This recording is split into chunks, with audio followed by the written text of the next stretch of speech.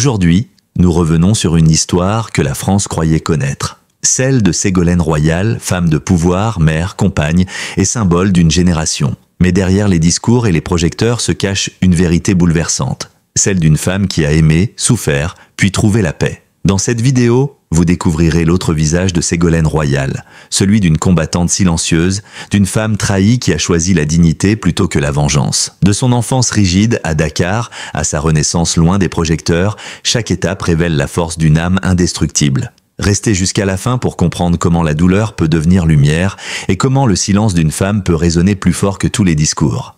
Likez, commentez, abonnez-vous et activez la cloche pour ne rien manquer des destins qui inspirent, émeuvent et nous rappellent que la vraie grandeur est souvent silencieuse.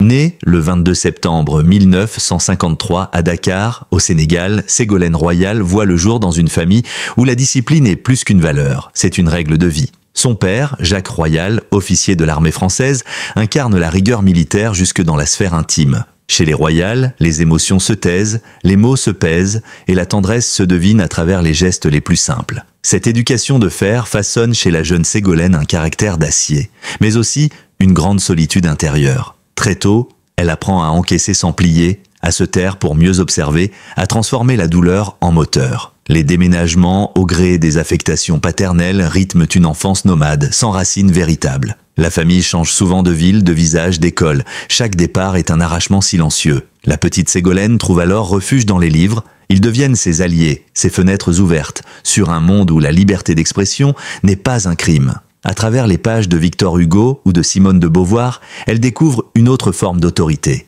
Celle de la pensée, de la conviction, du courage d'être soi. Cette révélation la marquera à jamais. Sous l'austérité paternelle, une mère douce et discrète tente de préserver un semblant d'équilibre. C'est d'elle que Ségolène héritera cette bienveillance tempérée, ce goût du calme qui deviendra sa signature publique. Pourtant, derrière son sourire, il y a déjà cette tension entre obéissance et rébellion, entre devoir et désir d'émancipation. Car si la maison familiale est régie par l'ordre et la hiérarchie, la jeune fille sent confusément que sa destinée ne se limitera pas aux attentes d'un père autoritaire. Lorsqu'elle entre au lycée, sa détermination éclate au grand jour. Brillante, méthodique, d'une précision redoutable, elle étonne ses professeurs par sa rigueur et son sang-froid. Dans une France encore peu ouverte à la parole féminine, elle avance avec une assurance contenue, celle de celles qui ont compris que pour être entendue, il faut d'abord inspirer le respect. Rien ne lui est donné, tout doit être gagné, et cette conscience aiguë de la méritocratie devient son moteur intime.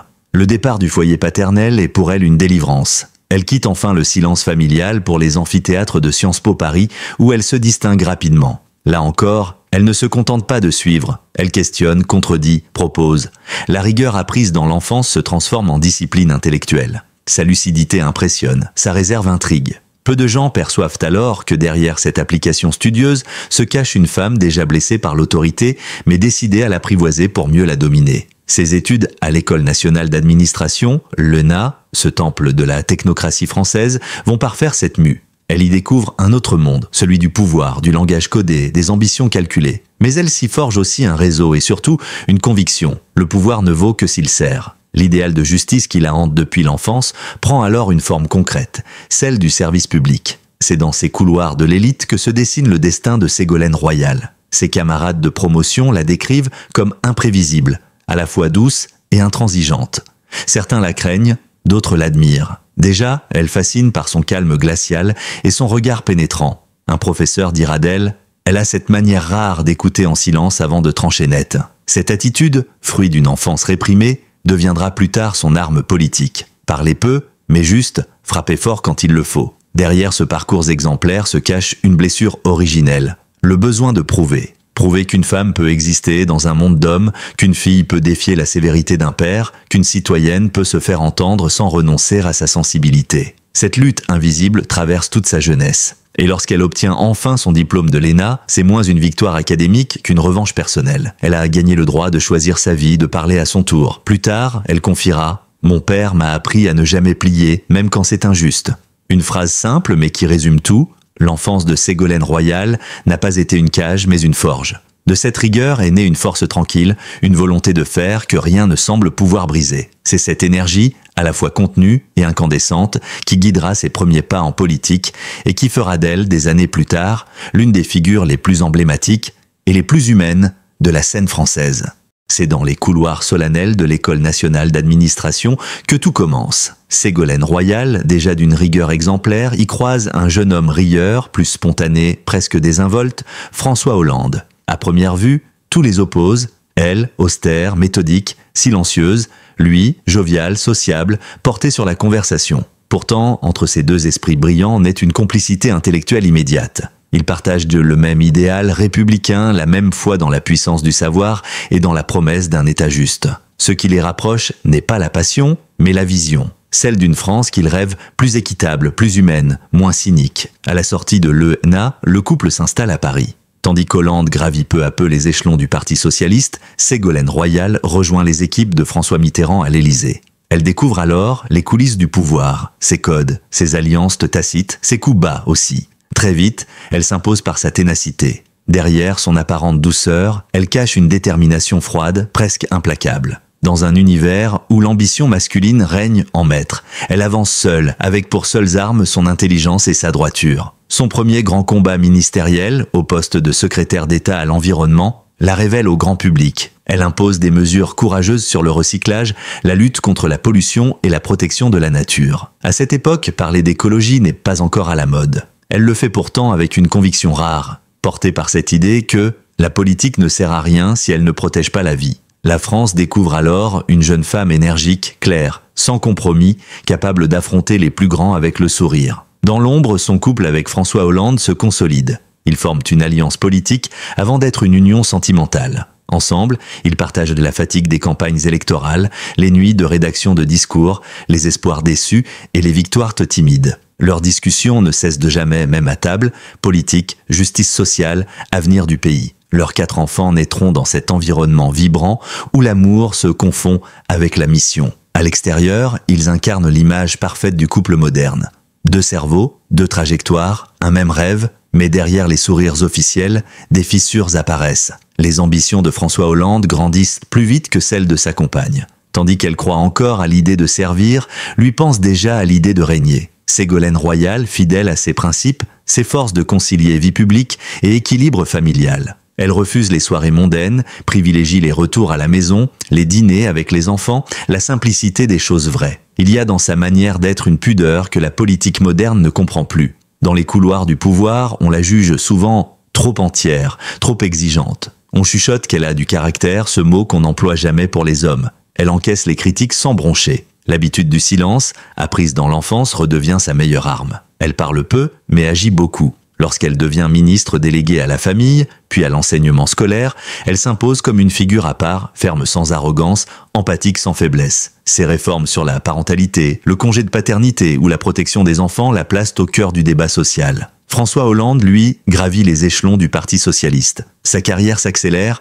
la sienne reste ancrée dans le concret. Pourtant, les Français retiennent d'elle une sincérité rare, une authenticité qui tranche avec le langage formaté des politiciens. Son regard droit et son ton clair séduisent une génération qui cherche une voie différente. Dans les journaux, certains commencent à évoquer un phénomène royal, symbole de renouveau et d'espérance. Mais ce succès professionnel accentue aussi la distance au sein du couple. Plus Ségolène Royal s'affirme, plus le malaise s'installe. La politique, qui les avait unis, devient un champ de bataille silencieux. L'un cherche le compromis, l'autre la vérité. Les dîners se font plus courts, les mots plus rares, pourtant, elle ne cède rien. Elle continue à croire qu'un engagement partagé peut sauver un amour, elle pense encore que la loyauté vaut plus que l'ambition. Lorsqu'elle lance son mouvement « Désir d'avenir », beaucoup y voient la naissance d'une nouvelle ère politique. Lui y perçoit une menace. Ce malentendu fondateur marquera leur destin. Tandis qu'elle se prépare à affronter la France entière en 2007, elle ignore encore que dans sa propre maison, l'épreuve la plus intime l'attend. De sa vie, fait de travail, d'amour et de rivalité silencieuse, raconte plus qu'une histoire d'ascension. Il révèle la naissance d'une légende moderne, celle d'une femme qui, pour atteindre les sommets, a dû affronter à la fois le monde et l'homme qu'elle aimait. Le 2 mai 2007, la France entière retient son souffle. Sur les plateaux de télévision, les projecteurs éclairent le débat présidentiel qui oppose Nicolas Sarkozy à Ségolène Royal. Elle se tient droite, le regard ferme, la voix assurée. Derrière son calme apparent, une tempête silencieuse gronde. Car ce soir-là, alors qu'elle affronte son adversaire politique, elle sait que l'homme qu'elle aime depuis près de 30 ans, le père de ses enfants, la trompe, que sa vie privée s'effondre au moment même où la nation la regarde comme une candidate à la présidence. Le monde voit une femme de fer, en réalité, c'est une femme blessée qui se bat pour ne pas vaciller. Le débat se déroule dans une tension presque irréelle, chaque mot pèse le poids du monde. Quand Sarkozy prononce, sur un ton ironique, le nom de François Hollande, l'air se fige. L'espace d'une seconde, le silence devient plus lourd que le vacarme. Elle soutient le regard, maîtrise sa respiration, refuse de donner prise à l'émotion. Ce soir-là, plus que jamais, Ségolène Royal apprend à transformer la douleur en contrôle. À la fin du débat, la France salue sa dignité, sans deviner qu'elle vient d'affronter, en direct, la plus intime des trahisons. Les jours suivants sont un vertige. Les rumeurs, déjà anciennes, deviennent des certitudes. Les journaux murmurent, les conseillers évitent le sujet, les proches s'éloignent. Dans ce chaos médiatique, Ségolène choisit le silence. Non pas par faiblesse, mais par grandeur. Elle ne veut pas donner au scandale la force d'un spectacle. Elle sait qu'en politique, une femme humiliée devient vite une proie. Alors, elle se tait, elle avance, elle encaisse. Derrière les portes closes, elle pleure en silence. Devant les caméras, elle sourit.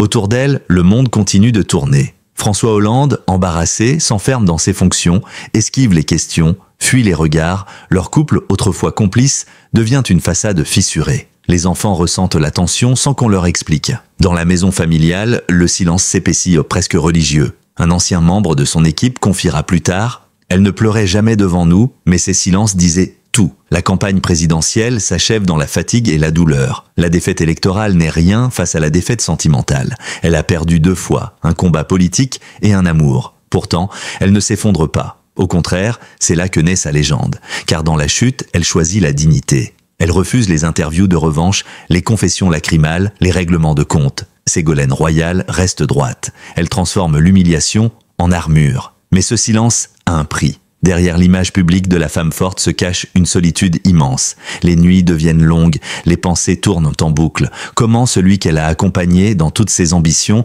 a-t-il pu trahir ainsi ? Comment un couple bâti sur la confiance peut-il s'effondrer sans un mot ? Elle cherche des réponses sans jamais les obtenir. Dans son journal intime, qu'elle ne publiera jamais, elle écrit « Ce n'est pas la trahison qui détruit, c'est le mensonge qu'elle entraîne ».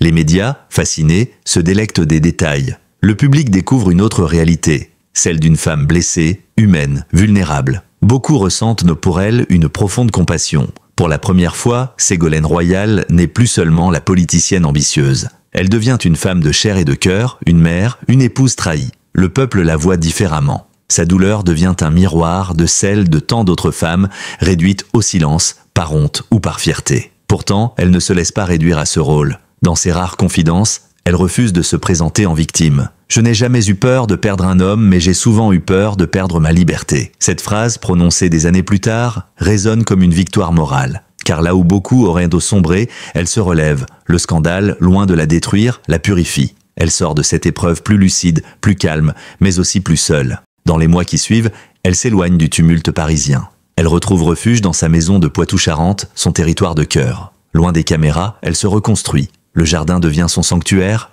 Elle s'y promène tôt le matin entre rosée et brume légère, comme pour retrouver un peu d'air après des années d'apnée. Le téléphone sonne moins, les invitations se font rares. Mais dans ce silence retrouvé, elle réapprend à respirer. Peu à peu, elle comprend que la véritable force ne réside pas dans la vengeance, mais dans la maîtrise de soi. Elle transforme sa douleur en moteur, son humiliation en sagesse. La trahison de François Hollande n'a pas brisé Ségolène Royal, elle l'a révélée. À travers ce combat silencieux, elle devient l'incarnation même du courage féminin. Cette capacité de continuer à avancer quand tout vacille. De sa vie et celui de la métamorphose. L'amour s'est éteint, mais une lumière nouvelle s'est allumée, celle d'une femme libre, blessée certes, mais indestructible. Et c'est dans cette liberté retrouvée que Ségolène Royal va, sans le savoir encore, préparer sa renaissance. Après la tempête, il ne reste que le silence. Un silence dense, presque sacré, dans lequel Ségolène Royal réapprend à exister. Lorsque les caméras s'éteignent et que les micros s'éloignent, elle découvre une autre forme de solitude. Celle qui ne fait plus mal, mais qui soigne. Loin du tumulte parisien, elle se retire quelque temps dans sa maison de Melle, au cœur du Poitou-Charentes. C'est là, entre un jardin de lavande et une bibliothèque de livres annotés, qu'elle reconstruit lentement les fondations de sa vie. Chaque matin, elle reprend le rituel simple du café noir, des journaux étalés sur la table, des promenades dans la campagne. Les villageois la croisent, parfois au marché, seule, souriante, un panier de légumes à la main. Plus de gardes rapprochés, plus de protocole, juste une femme parmi les autres, cherchant à retrouver le goût de la normalité. La politique n'a pourtant jamais cessé de la hanter. C'est un lien viscéral, presque organique. Peu à peu, elle reprend contact avec ses équipes, recommence à écrire, à débattre, à réfléchir au monde. Son expérience personnelle nourrit désormais sa pensée. Elle ne parle plus seulement de justice sociale, mais de résilience. Dans ses discours, le ton a changé, moins combatif, plus humain. Elle ne cherche plus à séduire, mais à transmettre. Sa voix plus posée porte une forme de sagesse qui tranche avec l'arrogance de la classe politique.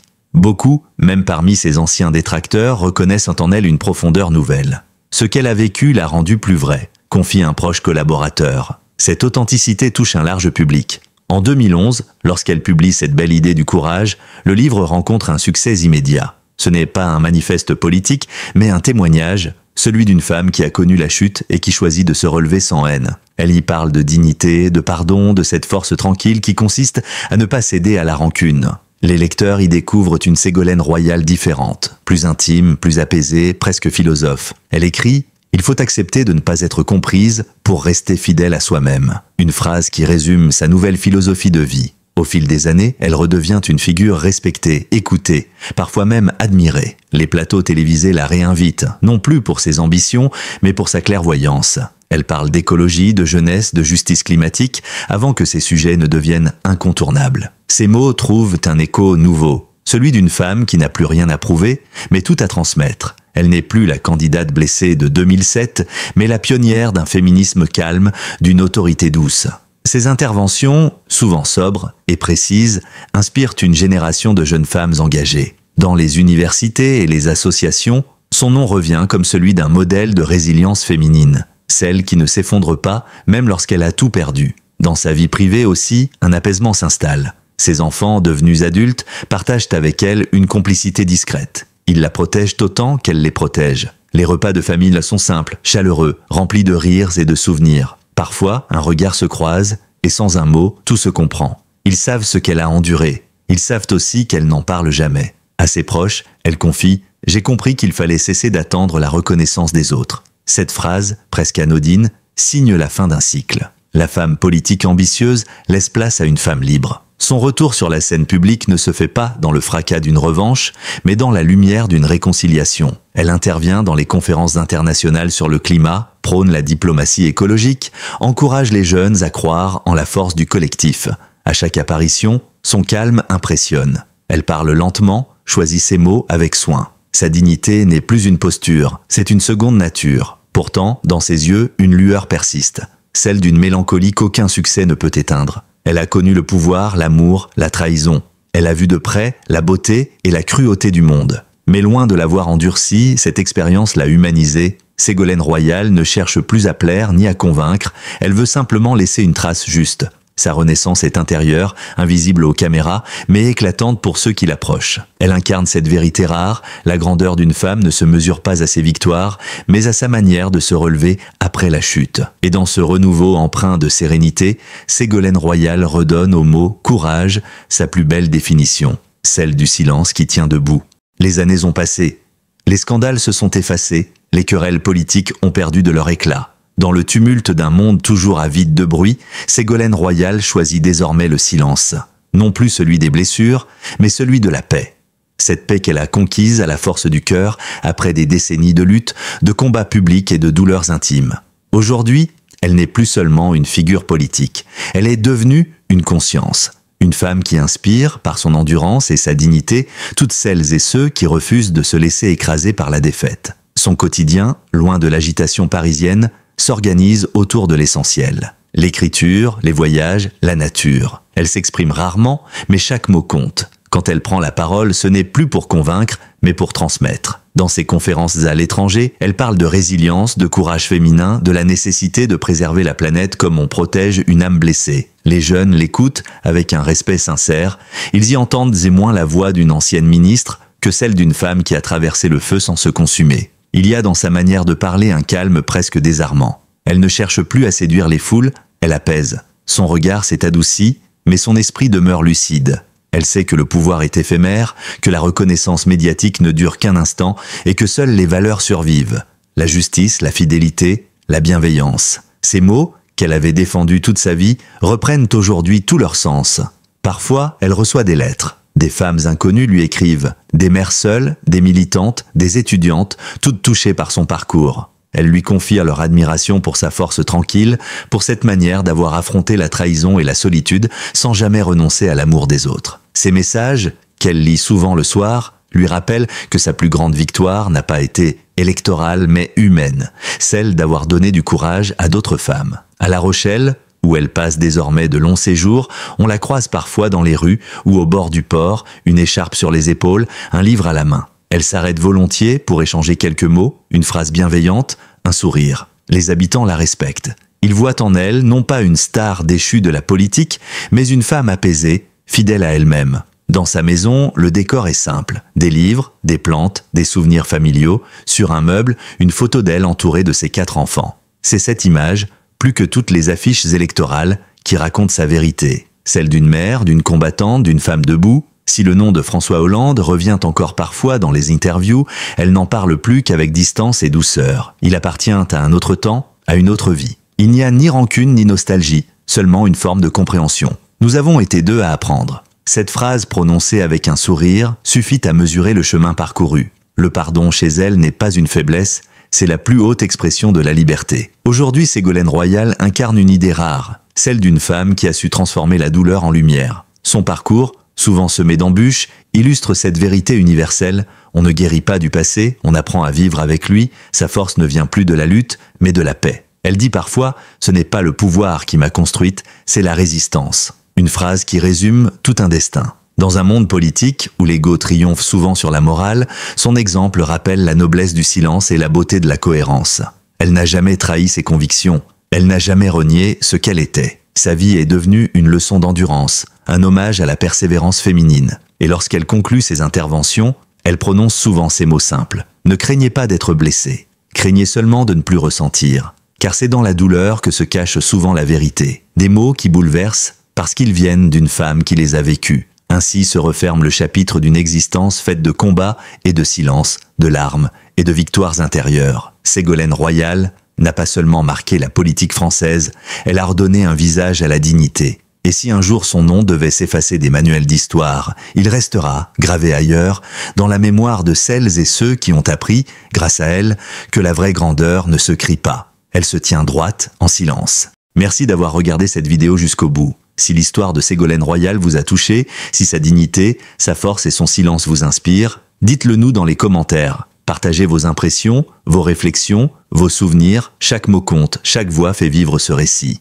Votre soutien est essentiel pour que ces histoires de courage et d'humanité continuent d'exister. Alors, n'oubliez pas de liker, de vous abonner et d'activer la cloche pour ne rien manquer de nos prochaines vidéos. Restez connectés, d'autres parcours inspirants, d'autres vérités cachées et d'autres destins bouleversants vous attendent bientôt sur cette chaîne. Ensemble, faisons vivre la mémoire de ceux et celles qui nous rappellent que, même après la douleur, il reste toujours la lumière.